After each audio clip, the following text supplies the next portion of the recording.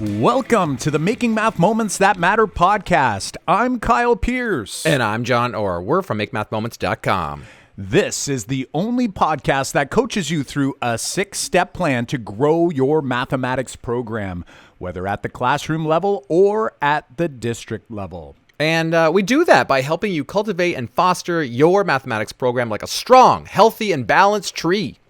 If you master the 6 parts of an effective mathematics program, the impact of your math program will grow and reach far and wide. Every week here on the podcast, you'll get the insight you need to stop feeling overwhelmed, gain back your confidence, and get back to enjoying the planning and facilitating of your mathematics program for the students or, hey, the educators you serve. Yes, that's right, John. So as we dig in today, actually, this episode really came together based on some events that happened over the past week. We were actually launching one of our courses, and something we often ask educators, those educators who choose not to partake in the course, is we ask them where or why they chose not to. And this year, more than ever, we received a certain response from those educators, and it actually had us thinking and even a little bit worried about those trees that we're trying to grow, those math class programs that we're trying to grow. Because, John, I don't know about you, our Math Moment Maker community, we like to consider them like the top 1% of educators, not because like they're the best educators out there, but in terms of commitment, in terms of like trying to dig deeper and trying to grow, nourish, and nurture their tree, their class program. And some of these responses sort of hit us a little bit harder than some of them in the past. Yeah, I think you're right there with the 1%. But you're right. It's the 1% is the people that are stepping forward to say, look, I'm looking to strengthen certain aspects, the 6 aspects of my tree, of my classroom tree, and I'm actively involved in trying to do that. We've got probably even more teachers that are stepping forward and enrolling in this course or in our courses, in our professional development options at Make Math Moments. But like what Kyle is saying is, that there's also a good handful, right? A good handful of folks who are listening to the podcast, who are, they received our emails. They said, "Hey, look, guys, I got some great I really like these resources that you're sending to us each week." But then they're like, the course isn't for me, and that was why we kind of tossed this question out to the community, is to say, like, where we want to do our best at Make Math Moments to help as many educators as possible change their classroom into a classroom that strengthens that tree for all students. And one of the ways we do that is here on the podcast. Another way we do that is the courses. And so we want to help as many as we can. And so we reached out and say, hey, how did we miss the mark for you specifically? Because we want to help you change the way you want to change. Like, we want you to help set your goals and then achieve those goals. So we wanted to kind of learn what is it about this particular course that we can change or modify or adjust so that it's right for you.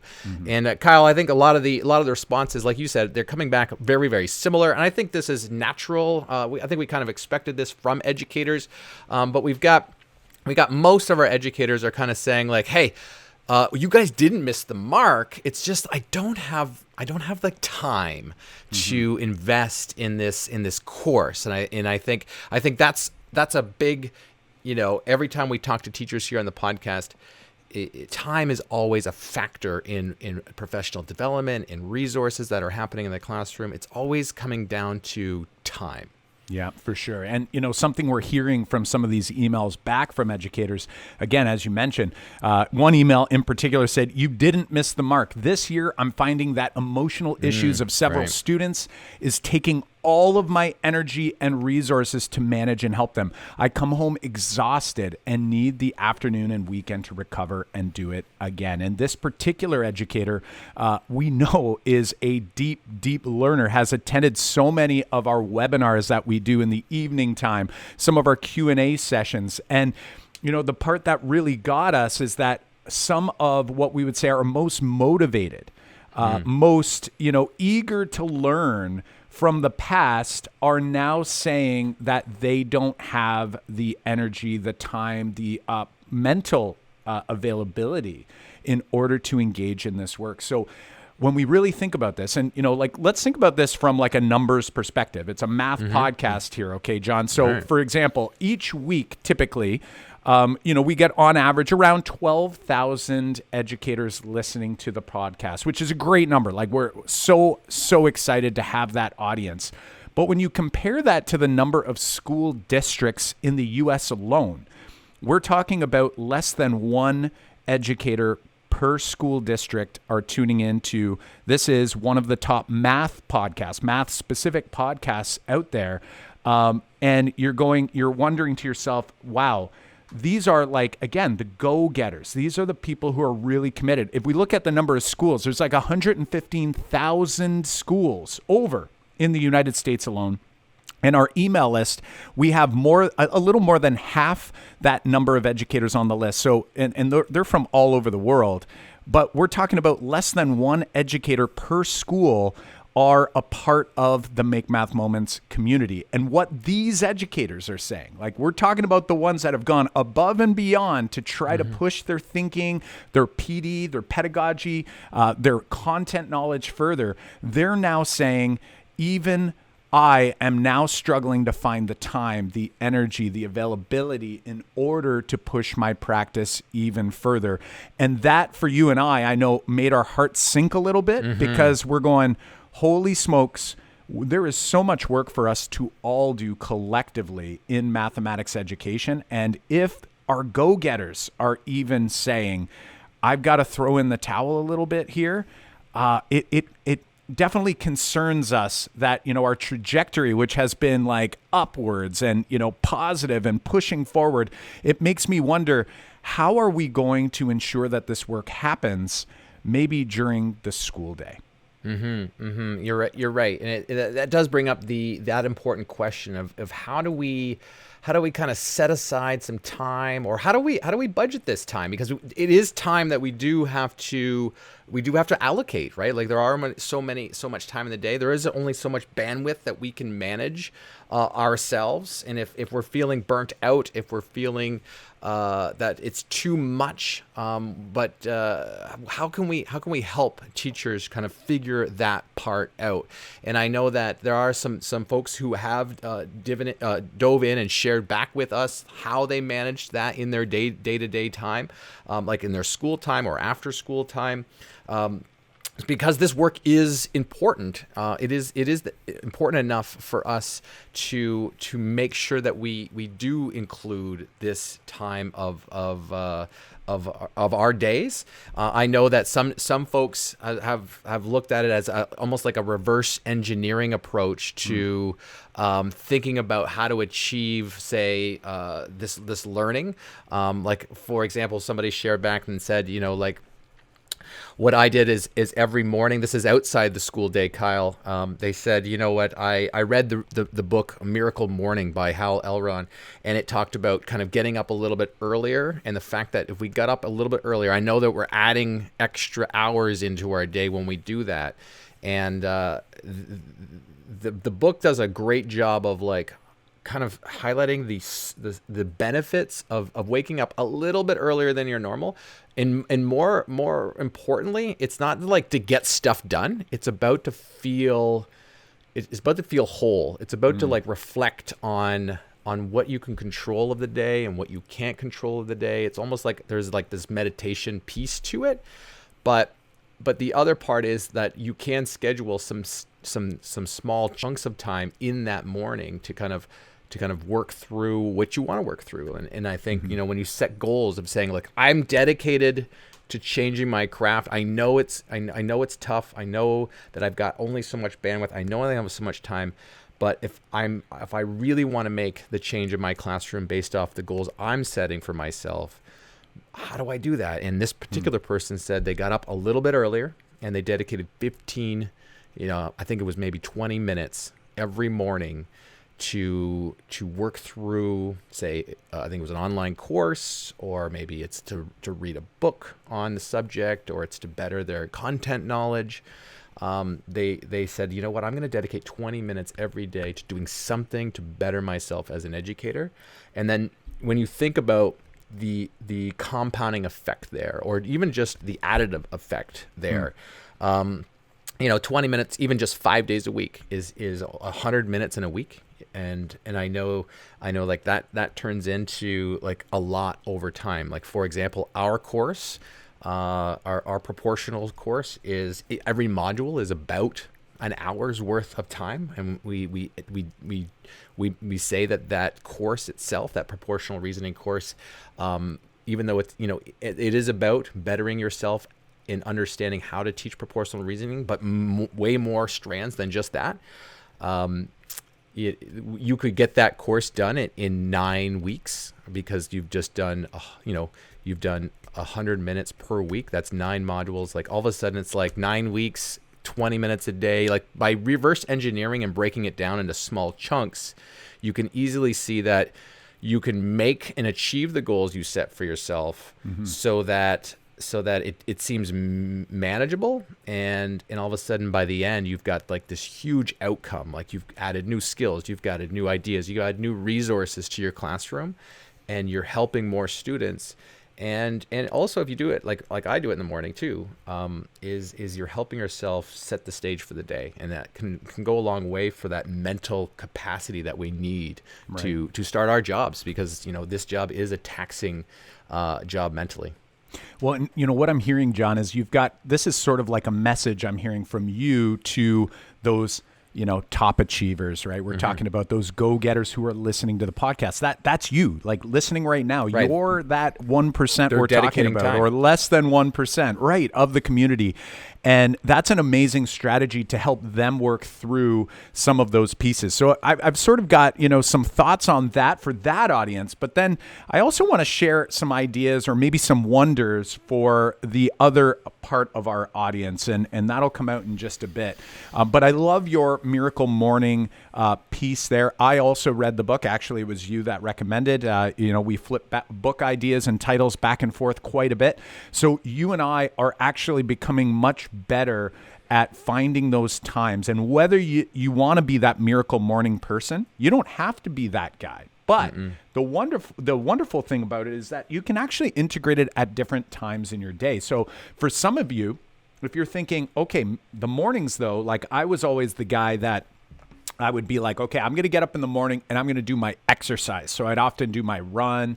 I do, a few things with weights and so forth. And, and I say a few because, it's clearly not that much. If you look at me here, these pipes are not that big. But, something that I changed recently was I actually, instead of going for runs, what I've done is I've actually shifted towards, I bought a spin bike and I put it under my stand-up desk. And now I feel like I can accomplish some of what you've just said in the morning and still accomplish my exercise time. So it's like I'm not compromising that part of my day. And I'll just be honest and say I felt like I was getting up early enough already to do that work that I'm like, I don't know if I want to do that. So if you're sitting there going like, John, I already get up early and I already do, this, that, or the next thing, thinking about how you might be able to integrate it. The other option is you can make a commitment at another time in the day, but the fear I guess I have in sharing that idea, and maybe you're committed to it, but as the day goes on,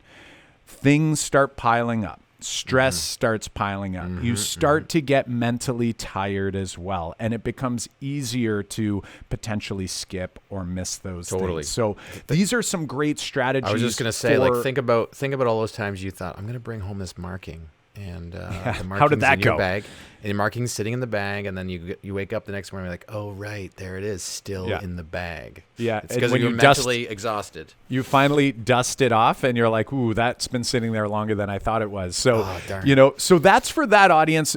For you listening, about how you yourself can potentially start to think about, hey, if you want to make certain changes, and time is sort of getting you, or even stress. Or that overwhelm. Some of these emails came back and people are like, I just feel overwhelmed. Well, if you tackle some of this work before the school day starts, not only will you be able to accomplish that goal, which is going to be a great quick win for the day, but it also might set you up to actually help to reduce the amount of overwhelm in your classroom, right? So if it has something to do with behaviors or some, if I'm pushing my practice forward, if the goal is to try to help me throughout the school day, that can be a huge, huge win. Now, for the other people in the audience, we know that a good chunk of our audience are leaders in the math space. This might be administrators or coaches or consultants or, someone at the district office, superintendents and directors listening in. You're go-getters too. Like, that's what landed you in those positions. But I guess my wonder for you is, okay, if you can benefit from this miracle morning idea or structuring that into your day, I've got a funny feeling you might already have some of those routines built in, given the fact that you're in the role you're in. But my wonder for you is that if the message you're hearing here is that such a small percentage, such a small fraction of your school or your district are those people who are listening into the show right now or on that email list where they're less than 1%. So, if we do the numbers and we look, it's like under one teacher per U.S. school is on our resource list where they get tips and all of those pieces. My question for you, if you're involved in any sort of district level PD, is what's your next move? What's the move for your leadership team if you know that even the go-getters are feeling the push, feeling the pressure? Like, we can say it all we want. You can send out emails and you can try to motivate all the educators that are in your system. The reality is that that's going to be a really, really hard, a hard sell. So it makes us wonder about that tree and our district math program tree and how we're shaping up specifically the limbs of those trees, because the limbs is the PD structure for your district or your school that holds up that big, massive canopy. All of the work around pedagogical content knowledge, all of the resources and tools, they're up in that canopy, and that is holding those up. And if we're not caring for those limbs get weak, they get brittle, and they start to break. And that is a massive challenge. So my wonder is, and I'm hoping that for you, you're thinking about this and going, what sort of PD structure do we have in place to offer educators both optional, but then also some job embedded, which may not be optional PD, right? It might be PLC time, or it might be like actual pull-out sessions for teachers to engage in the learning throughout their working day.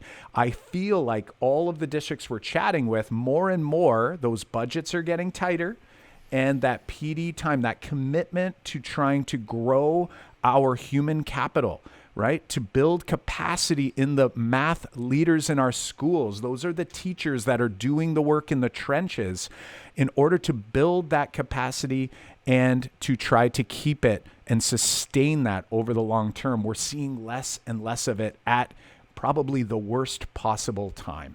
Yeah, and think about if we can strengthen those limbs up, and we can embed some of that professional development that the teachers need, how that's going to make them feel in terms of that overwhelm, right? Like I know that many district leaders who will say, like, I don't want to provide PD now because I don't want to overwhelm my teachers. Mm-hmm. And usually when we hear this, what's really happening is that district leaders often are deciding this is the PD for my teachers based off their goals, but they haven't actually ventured out as much as they should to talk to their teachers to see what their goals are. Because if you're a teacher and if you're hearing that, hey, you've got something that's going to help me fix my pebble in my shoe, I want to know about it, and I want, because if it can make my life easier, if it can make my my students more engaged, if it can make my students learn math deeper, and it helps me, and it's presented in a way that doesn't make me feel overwhelmed, then I'm all for it. And then if that solves that pebble in my shoe, think about how much those teachers are going to say, I don't feel that taxing overwhelm anymore. Like, we want to change that mindset, or that kind of feeling that these teachers are having right now. Like, there's a lot going on right now that's making teachers feel burnt out and overwhelmed in the classroom. And if we can craft that professional development so that it's important for teachers. Because, the other thing, Kyle, is so many district leaders we talk with, they're going, buy-in is so important. We've got to get our teachers to buy into this program. And we say, well, yes, for sure. So what have we done in the past that makes teachers feel like that PD is the right PD for them at the right time? Right. And a lot of times they haven't considered that. So when we're crafting these PD experiences during the daytime with our teachers, how are we bringing in their own goals and their own thoughts and ideas on the professional development, so that they're like, sign me up. Right. I love it, John. And you really just kind of brought into focus something that is always happening in the background and can sometimes be missed, even when we're referencing this tree, the math program tree, is the sun, the soil, the water for the tree, right? It's easy to see this big, massive tree, and the tree stands there whether the sun is out or whether it's not, whether it's raining or whether it's not, whether the soil is actually nourished or not. We don't notice those things as much. We just look at that tree. And when you think about it, that is all the mindset and the beliefs part of that tree. So as we're thinking about our PD structure, and this is for you go-getters who are listening in the classroom as well, like the sun, soil, and water for you is your own professional learning plan. For a district leader, we talk about how this is your actual PD structure for the educators that you serve. But ultimately, at the end of the day, the soil, the sun, and the water is all about shifting mindsets and beliefs.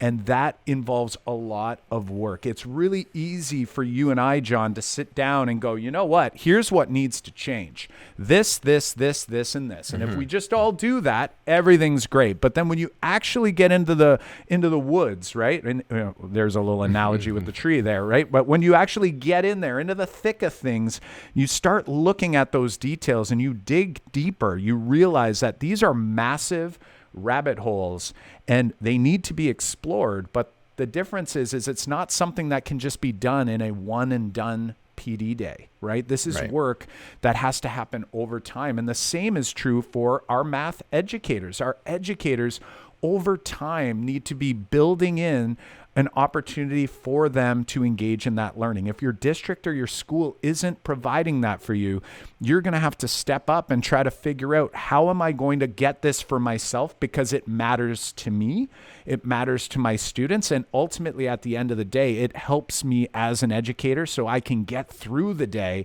and feel like I've done something valuable and I feel as helpful and as enabled as I possibly can to serve students. Now, is it your responsibility that you do that?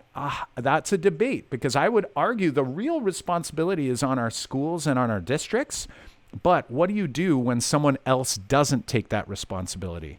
If they don't, then you've got to make a choice for yourself and decide, do I want to go through? And John, you and I were there for many years, not to say that my school or my district weren't trying their best at the time to support me, but it took me a long time and a lot of failures to finally go, you know what? I'm not just going to keep showing up and dusting myself off every day. I got to figure this out.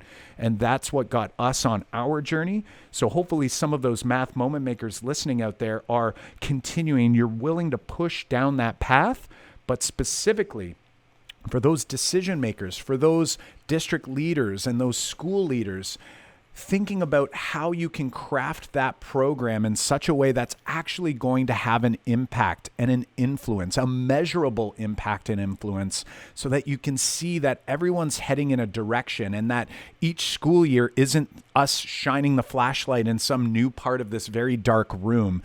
And that's how a lot of educators feel. It's like, well, the flashlight's shining on this idea now. We're going to do that for, a little while. That's going to fade away. Nothing really will change. And then we're going to flip the flashlight over here, and now we're going to focus on this.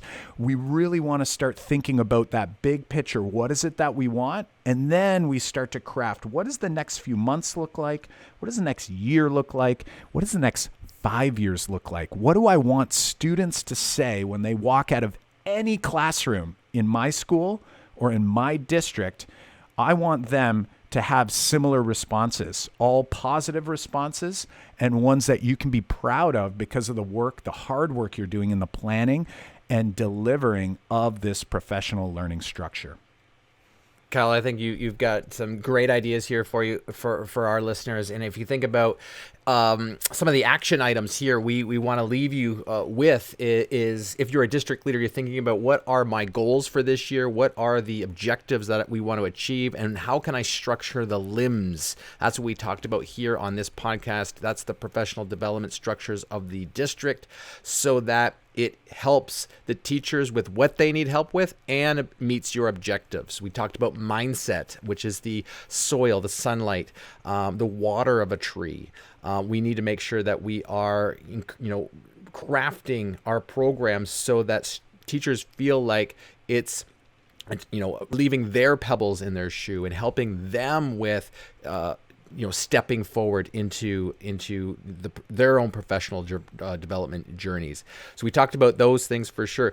The other thing, Kyle, as an action item, I think we should be leaving with people is going back to thinking about the 1%, right? We've got 1% of the, teachers in your district or teachers in your school listening to this podcast, which is a form of professional development that you folks have stepped forward and said, I have worked this into my day. I'm driving to school right now, and I've put two things together, like Kyle suggested. He's on his bike while he's answering emails or learning about different content knowledge in mathematics.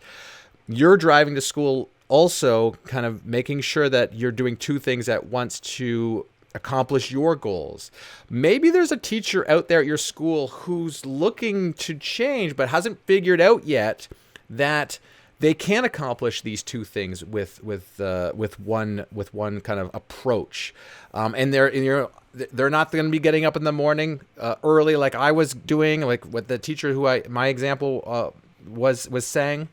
But you can share the podcast with them and go, look, I think you're a great fit to listen to this podcast, and you can listen to it on your way to your school as well. And the sharing there will create more social awareness of what needs to happen in mathematics. And all of a sudden now we don't have 1% listening. We have a little bit more listening. And then all of a sudden our competencies in mathematics across North America, across the world, are changing because of some of the work that you folks are doing already. So that's our second action item here, is to share the podcast right now with a friend. Send it to somebody right from your phone, or email a link to a podcast to say, look, I think you should listen to this. It can help. You can do it this way. You can listen to it on the way to work. Give them an action plan of how to make that happen. I think a lot of people would appreciate that. So Kyle, we talked about the limbs of the tree here to strengthen. We talked about the mindset, which is our soil, water, sunlight. These are the things that we're highlighting, and the limbs. The limbs being that professional learning plan or professional learning structure. If you're a district member, if the professional learning team isn't inviting your teachers into that mathematics or a meaningful story, we talked about that, of bringing it in, making sure teachers feel like they're being heard. You're not able to support that work over the long term and create the momentum. And we just talked about how we can create momentum. So let's make sure we are doing those things to move forward here, Kyle, and grow this tree. I love it. What a great summary. So it sounds like everyone listening has some action item, be it sharing, be it setting yourself a plan on how you're going to kind of take yourself to the next level, or a district leader, which might be some sharing, but it's going to take a little bit more work, right? You're going to have to start thinking about what are we doing as a school or as a district, and how do we push ourselves forward? Whether you are in the classroom, or whether you are at the district level or at the school level making leadership decisions for mathematics, we encourage you to dig into our math program assessment.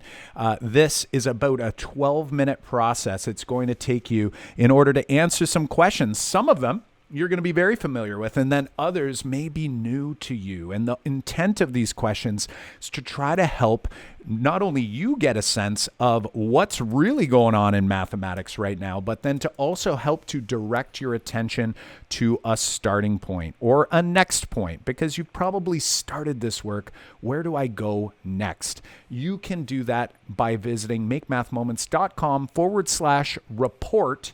And when you're there, it's going to say it's the classroom assessment, but you can just click on the button. It will ask you, are you a teacher or are you a district or school leader? And it will take you to the appropriate assessment. So if you head to makemathmoments.com/grow, you'll be able to take that 12-minute assessment. And then right afterwards, based on your actual answers to those questions, you're going to get a customized report, some summaries of that part of the tree and the work that you can begin doing now, be it for yourself in your own program as a classroom teacher or as a school or district leader as you continue to plan forward and strengthen those limbs of the tree as we work through all the other 5 parts of that math tree. Hey, did you know that we put out these podcast episodes every Monday morning? And if this is the first time you've listened, then we welcome you. We welcome you. And hit subscribe so that you don't miss out on the episodes as we publish them on Monday mornings. Now, if you've listened to a few before and you're subscribed, then you've done everything you need to do, other than maybe hit the review button or the leave a review button and leave us a message on how the podcast has impacted you in the classroom. If you haven't yet subscribed, but you've listened before, hit that subscribe button as well. Show notes and links to resources, and don't forget we have complete transcripts that you can access. Head on over to makemathmoments.com/episode 229. Again, that's makemathmoments.com/episode 229. Hey, my Math Moment Maker friends, remember, you're in the 1% of those math educators out there. So good on you.